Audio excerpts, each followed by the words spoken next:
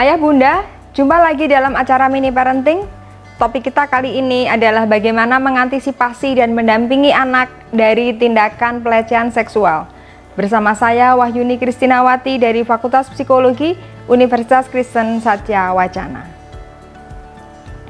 Dunia anak adalah dunia bahagia, ceria, dan penuh harapan. Namun berbagai hal dapat terjadi dalam perkembangan anak.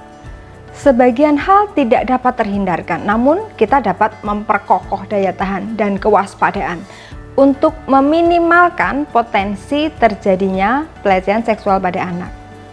Pelecehan seksual adalah suatu bentuk penyiksaan anak di mana remaja atau orang dewasa, orang lebih tua, menggunakan anak untuk objek rangsangan seksual.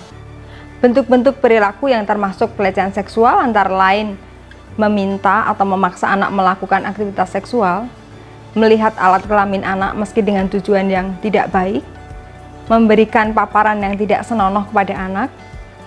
Juga ada kontak fisik dengan alat kelamin anak, kecuali dalam konteks non-seksual, misalnya untuk pemeriksaan medis. Selain itu, memanfaatkan anak untuk memproduksi pornografi atau menampilkan pornografi pada anak juga termasuk tindakan lain dari pelecehan seksual. Sebagian besar pelaku pelecehan seksual adalah orang yang dikenal oleh anak, bisa anggota keluarga, bisa kenalan, atau teman dari keluarga, pengasuh, tetangga, penjual keliling di kampung, dan sebagian kecil dilakukan oleh orang yang asing atau tidak dikenal oleh anak. Nah, bagaimana menghindari terjadinya pelecehan seksual pada anak? Pertama, ajarkan anak tentang fungsi tubuhnya. Ada bagian tubuh yang dianggap lebih pribadi, dan tidak semua orang boleh memegang anggota tubuhnya itu. Ajarkan anak bahwa tubuhnya berharga, tubuhnya mulia. Anak sendiri harus diajarkan untuk menghargai tubuhnya. Anak perlu diajarkan untuk mengenali bentuk perilaku orang lain yang bisa disebut menghargai tubuh anak. Kedua, ayah bunda perlu mengenali dengan siapa anak berteman, bergaul, dan menjalin kedekatan. Berikan pengertian pada anak bahwa tidak ada orang yang boleh memaksa dia untuk bersentuhan dengannya. Jika dia merasa tidak nyaman dengan seseorang, dia boleh menjauh. Dan jika dipaksa, minta anak berlari ke tempat yang aman. Ketiga, pastikan anak untuk nyaman berbicara dengan orang tua. Usahakan untuk bertindak dengan lembut, santun, dan tidak emosional ketika berbicara dengan anak. Orang tua dapat mengkonfirmasi cerita anak dengan pihak lain. Kemudian bagaimana jika tindakan pelecehan seksual telah terjadi? Dampak pelecehan seksual beragam dalam tingkat dan intensitas dan juga bentuknya.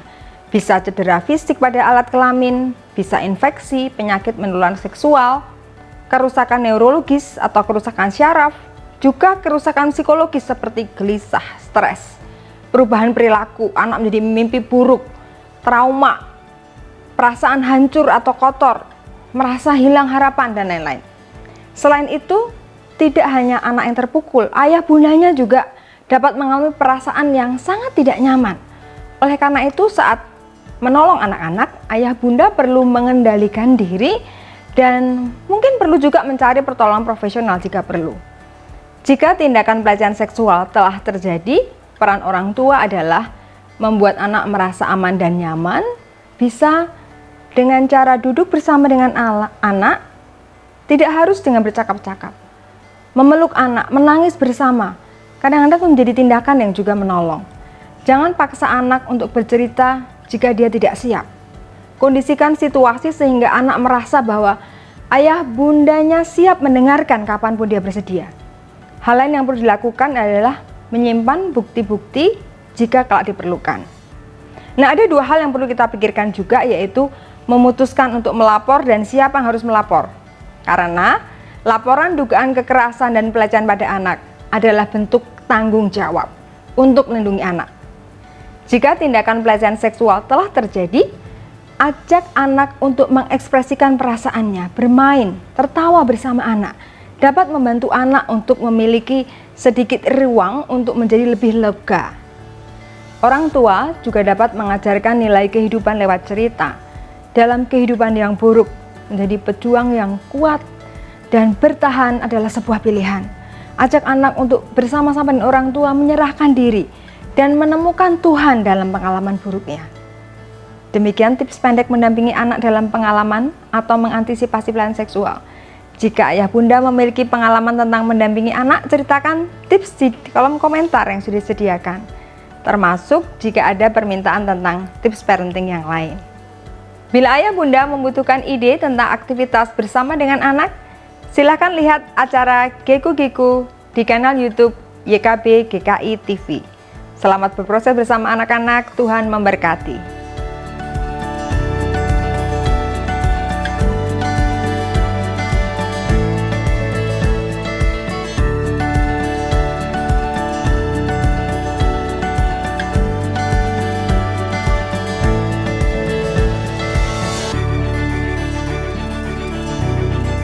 Sahabat, mari dukung pelayanan dan pekabaran Injil melalui YKB dengan membagikan link acara ini kepada sebanyak mungkin orang. Dukungan juga dapat saudara lakukan dengan mentransfer dukungan finansial ke rekening BCA ke nomor 450 305 2990 450 305 2990 atas nama Yayasan Komunikasi Bersama.